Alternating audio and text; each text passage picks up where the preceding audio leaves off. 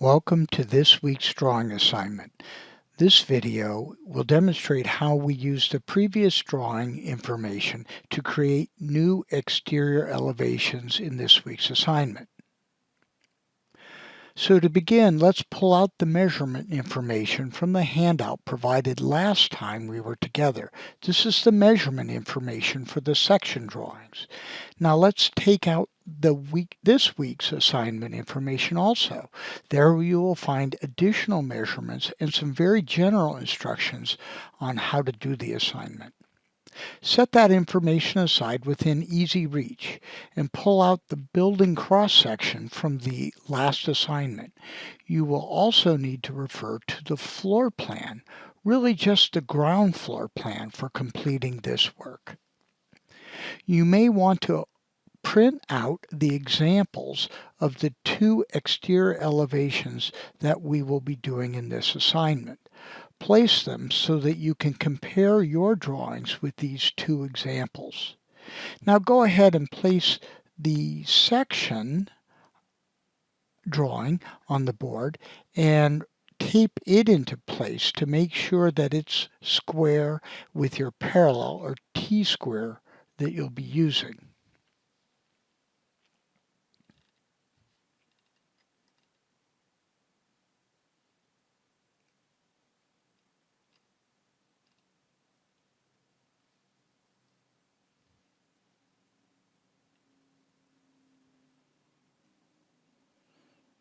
After everything is taped down, please place a new sheet of vellum over the cross-section and square it up also. You'll want to place it so that the cross-section is approximately centered in the sheet, and then go ahead and secure it with tape as you did before.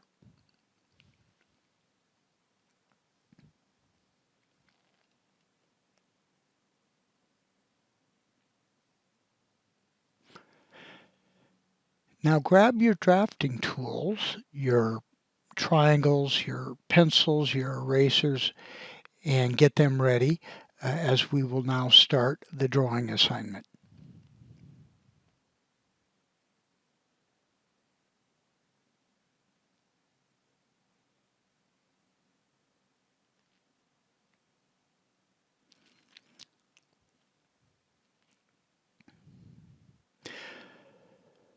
Using the cross-section, we can quickly find the profile and elevation limits needed for the drawing.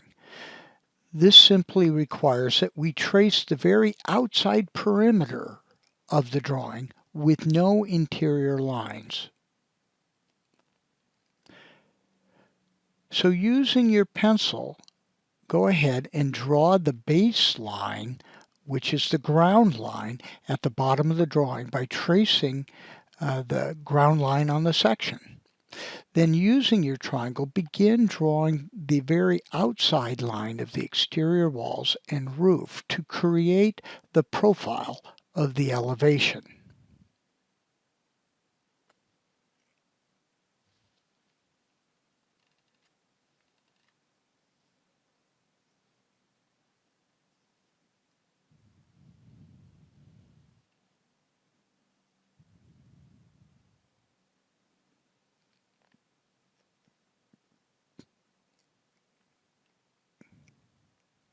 Go ahead and include the perimeter lines of the solarium and the chimney as well.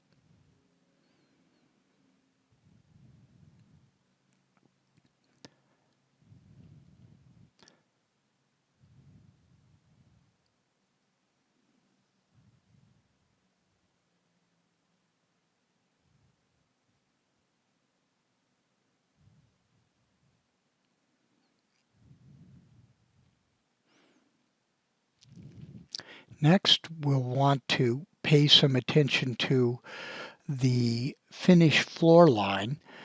That will be provided at the bottom of the drawing where the floor is. So please extend a line across the floor and extend it out beyond the perimeter and label it finish floor FF, and we will use this to measure all our vertical distances. With the perimeter complete, we can now infill the elevation drawings.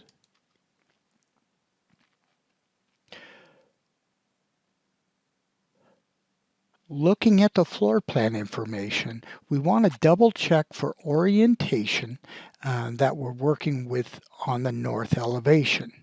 Please turn the plan so that the north elevation is facing down and place it on top of the section drawing under the sheet of vellum.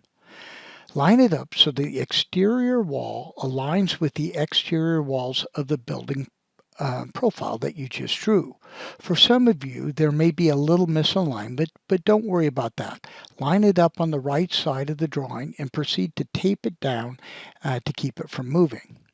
Using the same methods that we used in the section drawings, observe the placement of the exterior windows and doors. Look at the floor plan, find these features, and just like last time, mark their placements with a vertical line at each edge of the elevation. Mark each one of its window openings and door openings along the edges. Simply provide a vertical mark so that you know where the edge of the windows occur on the elevation. Double check to make sure that you have all the doors and window openings in their correct lateral placement.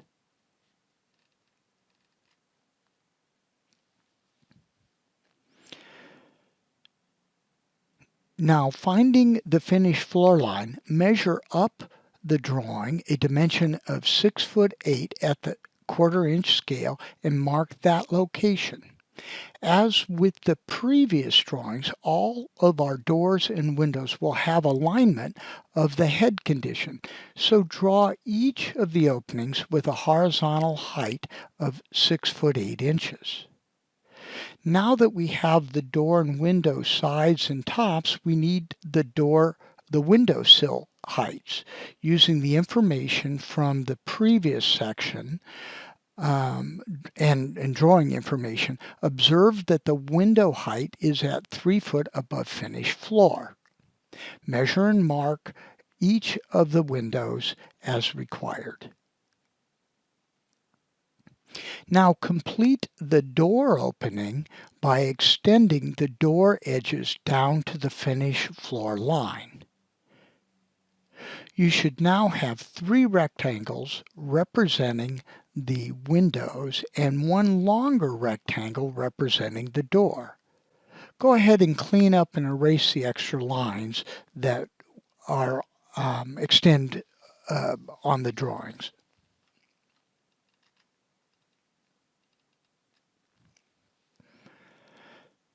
Now go ahead and add in the 4 inches of trim at all the doors and windows as indicated in the reference measurement sheet. Apply the trim to the outside of the doors and windows, and don't get hung up if the trim at the 2 windows together is a single piece of trim because of the window placements.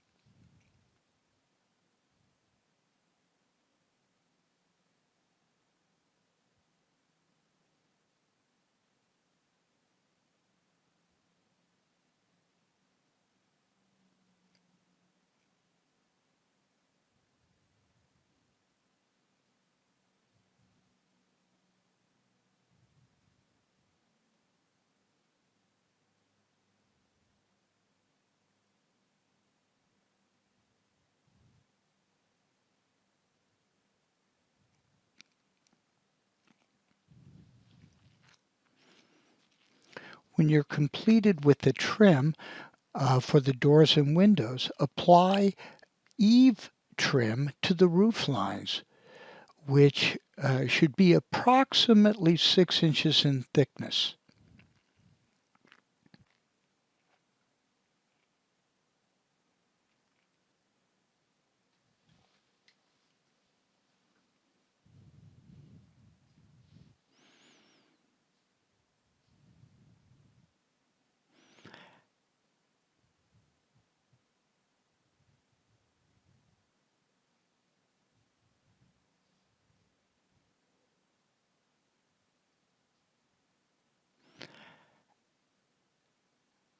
After completing this, we'll want to turn our attention to the front porch. This will include the porch, its steps, as well as the roof occurring over the porch. So using the reference information that we have, we learned that the eave heights are set at approximately 8 foot above finished floor. Please refer to the information from the previous lesson and measure and mark the eave conditions of the porch roof.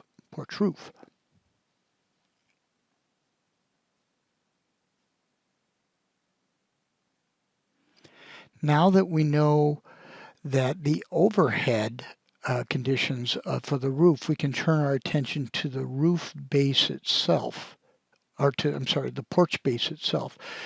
You can use the floor plan or the door opening to assist us in placing the porch base. By either method, align the porch base and extend it from the finished floor down to the ground line or the baseline.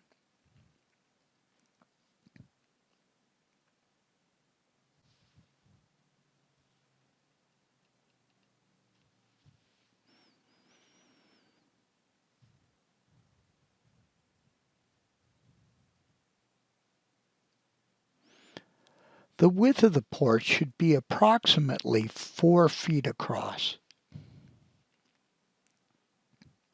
And from that, we want to extend the porch roof supports up to the previous line drawn at 8 foot, and using your 45-degree triangle, draw the small roof of the porch from each side to the center until they meet. Then extend a 6-inch roof trim and apply all matching eave conditions as were applied to the larger roof, which is a plumb eave condition.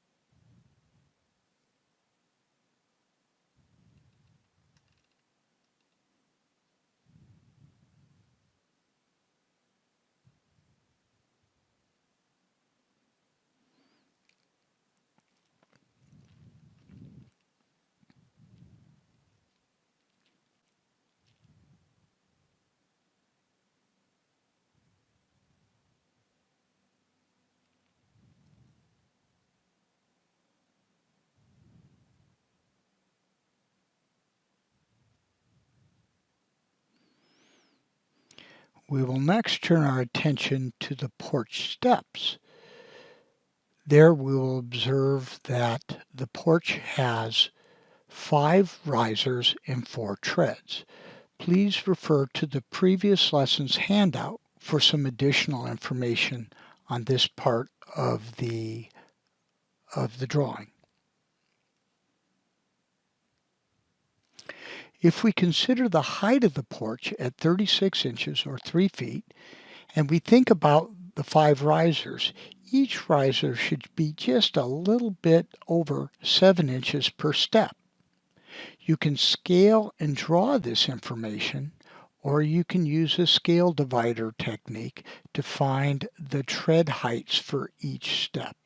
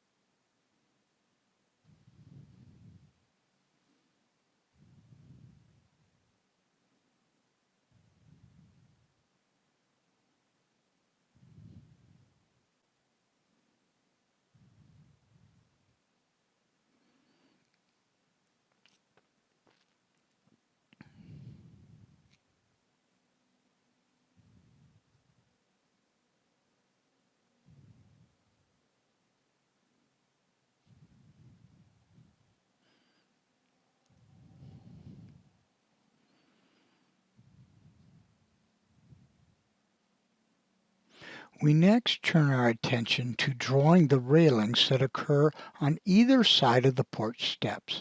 Again, referring to the previous handout, we will see that the railings are approximately 4 inches wide and are set approximately 3 foot 6 inches above the finished floor and extend down to the ground line.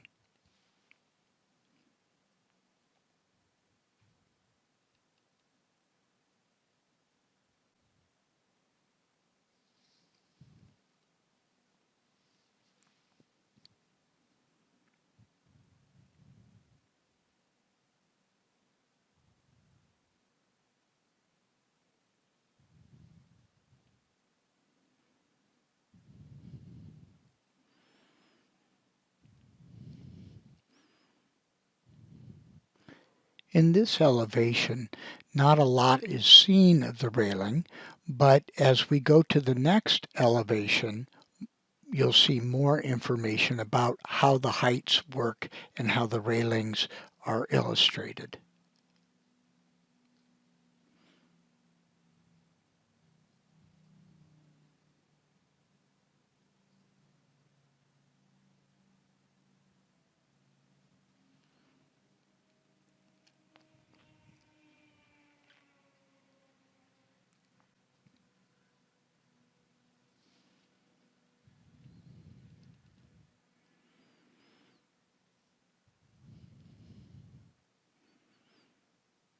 So as we finish up this part of the drawing, go ahead and clean up some of the information that was provided there, and that'll make it easier for your final drawings, cleaner and easier to discern the lines that are necessary. From there, we're going to turn our attention to the left side of the drawing where the solarium is. Much of the information about the solarium is already there in the section. Compare the cross or the reference information from the previous assignment and look at the profile information provided in the cross section, and then complete that portion of the drawing with the appropriate lines. Upon completion of the solarium, the north elevation is mostly roughed in. It may be wise to remove the background section and clean up the drawing so that you can compare it with the examples. Then you can confirm that all the elements and features of the elevations are there.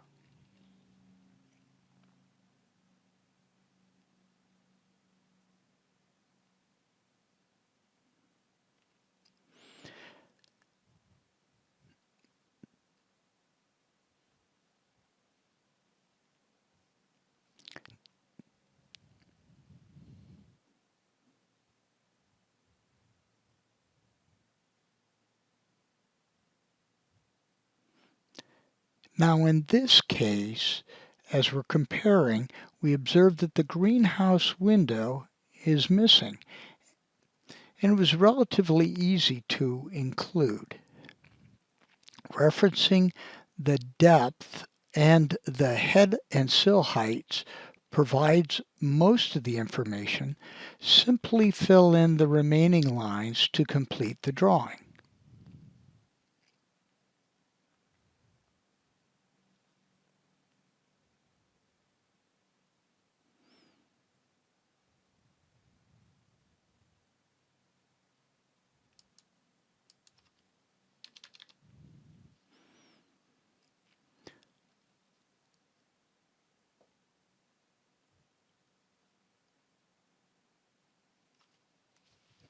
With this part of the drawing complete,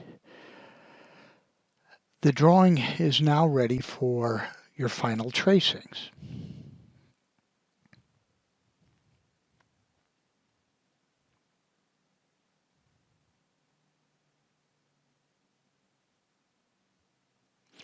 Please note that this example includes pier footings that have been removed in favor of a solid foundation wall. You can choose either foundation system for your own assignment. Upon completion of the final drawing, please follow the steps you would regularly for completing our drawing assignments with the appropriate title block, labels, and scale. Thank you very much.